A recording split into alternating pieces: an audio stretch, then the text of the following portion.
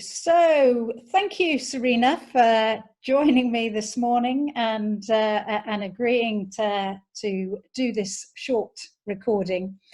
And it's really because when we were speaking the other day on Zoom, I really heard and saw you you lit up as you shared with the group. I really get that we live our thinking, and I just felt that at a really deep level that you were seeing something new and fresh, and I just wanted to capture that because you came on our Liberate Your Thinking retreat.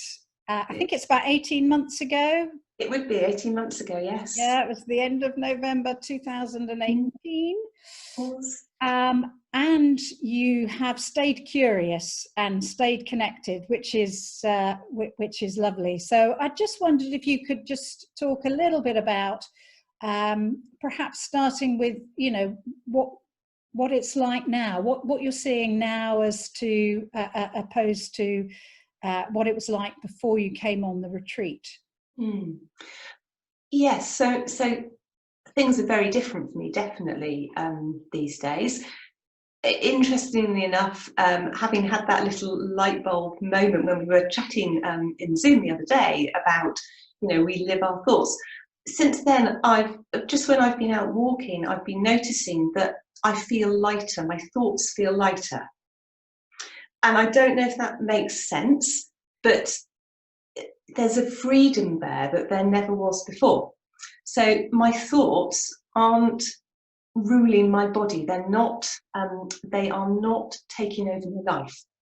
And I think before I came on the retreat, the thoughts really did take over my life. That a lot of stress and angst, and that had become a way of life. And I couldn't get out of this cycle of being very stressed and very anxious.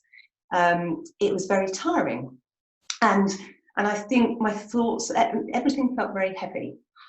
And since coming on the retreat, it's been a journey. It's a journey that is by no means finished, that's for sure. I'm on a path, I'm on a route. But it set me thinking. Coming on the retreat started me to, I feel a little bit curious as to how my thoughts were affecting me.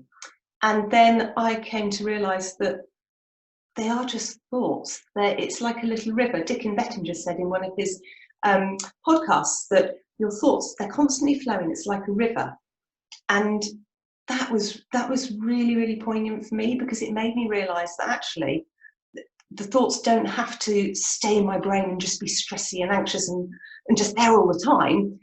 It made me realise that actually I can just recognise sometimes negative or worrying thoughts, but all I need to do is recognise that they're there, and then they sort of slip away because they're not the reality. The reality is, however we choose to perceive our thoughts. So I can view a certain scenario in one way, and you would view it totally different. My husband would view it completely different, and I'd never really realised that before. So it's been so interesting seeing the way that I've developed as a person. I used to really, really be very anxious about change. I didn't cope with change at all. I found change very, very difficult. Something I was very frightened of, and I was not open. I think I would describe myself as quite closed, a very sort of closed type of person. Although I don't think people would say that looking at me from the outside, but I just wasn't open to new ideas. Very much, this is the way I do things. And since coming on the retreat, it's been a very gradual process, and one I hadn't even realised until we were chatting the other day. And I suddenly thought, I'm really open to change now. It doesn't make me anxious. If anything, it makes me excited. I think the difference that the three principles have on my life is that I suddenly realised that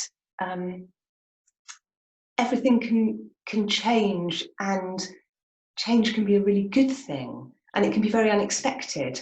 And things that previously I would have rejected or been worried about, I'm now looking at and going, this could be really fantastic. I don't understand why at the moment, but actually this is good. Yeah. So I think my life is very, very different now to what it was 18 months ago. We've had some very, very stressful situations as a family, dealing with my father-in-law's stroke and subsequent incapacity, meaning that he has to have a full-time living carer. And the logistics in the first 6 months of that were incredibly stressful. But I didn't get stressed by it. I think he had his stroke whilst we were on the retreat, actually. I think it was a few days before the retreat. Really? And that under normal circumstances, those 6 months would have been a very, very stressful time. I would have, probably ended up being off sick, because I am quite, or I used to be a very stressy person. But actually, having the retreat happened at totally the right time. Again, one of those things that funny how it works like that. Yeah, it was there for a reason. I couldn't come on the retreat I think it was around about September time, was it, you had a retreat? Yeah. And Marnie came on that one. And I wasn't able to come on that one because I was too busy at work. They couldn't release me on Friday.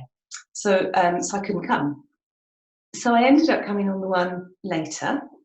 And that timing was perfect. Yeah. Because that actually, the understanding of the busy red thoughts and the inner green space and the inner calmness, just having that understanding made a massive, massive difference. Yeah. So, instead of getting really bogged down by my thinking, instead of being in the situation and living it as a negative situation, I was able to just go, oh yeah, this is really stressful, but actually it's fine because it's going to pass. Yeah. And because I recognised that it was a difficult situation, I recognised that it was stressful, but I didn't dwell on it. Yeah. And I think that's the sort of difference. I didn't dwell on my thoughts. I just recognised that they were there, and then they just sort of flowed away, a bit like that river. Yeah. I recognised them, and then they, poof, off they went. Poof, back to that poof. Back to that poof in the labyrinth, which, that metaphor with the labyrinth was so enlightening. The fact that, you go down a path and it might not go where you think it is, you go down another path, and again, that might not lead you to where you think it's going to lead you, but actually, it's all part of the journey. And, you take a path that maybe you look at and think that's not going to get me to where I want to go, and you find that all of a sudden you're in a lovely, lovely space, as Marnie found on her walk, and that path did lead her somewhere really lovely. Yeah. And it's the same with our thoughts. Yeah. That actually, if you just open your mind to them and just recognise them and let them take you wherever you're intended to go, and that might not be where you think you're intended to go. Yeah, so we don't need to grab hold of them and hold on to them or give them more meaning than they already have. And I love that. What I'm really hearing is that that you got some, if you like, immediate realizations on the retreat, and yet over the last 18 months since then, it's just almost without you sort of noticing it's just deepened and deepened until Friday, when or sort of during at some point last week, you just seem to sort of go woof down into that sort of a real deep understanding of how that's what's going on. We are living our thinking moment to moment, and therefore, you know, the sky's the limit, or, you know, who knows? Who knows? We don't need to be sort of bogged down. And I love your sort of your sense of lightness versus heaviness. I think that's really relevant and appropriate, because we all know what it feels like to be weighed down by our thoughts, and that's such a different feeling to that. It is, and the only way I can describe it is as a lightness. I feel a lightness that I haven't felt previously. You know, sort of a couple of years ago. It's so different to how I used to feel. Yeah. And I really get that. I can see it. I can see it. And it really was almost like a light bulb moment that really did. It was reading your blog about the labyrinth and sort of just digesting that overnight. Didn't really think about it particularly. It was just there. And then it was the next morning when I was walking the dog, and I was just like, okay, yes. And it really was a light bulb moment. That's the only way I can describe it. Yeah. And everything slotted into place so perfectly. And I thought, yes, our thinking, it's there all the time. You can't escape from it. It's there constantly. But you don't have to pay any attention to it. You don't have to believe your thoughts, because they are only thoughts. They're not real. They're not real. They feel real, don't they? We get sort of involved in them, and the more that we believe that they are real, the more intense the feeling. But they're because they're thoughts. They're not true. There's no objective truth to them. You know, no. It's only you that are having those thoughts, and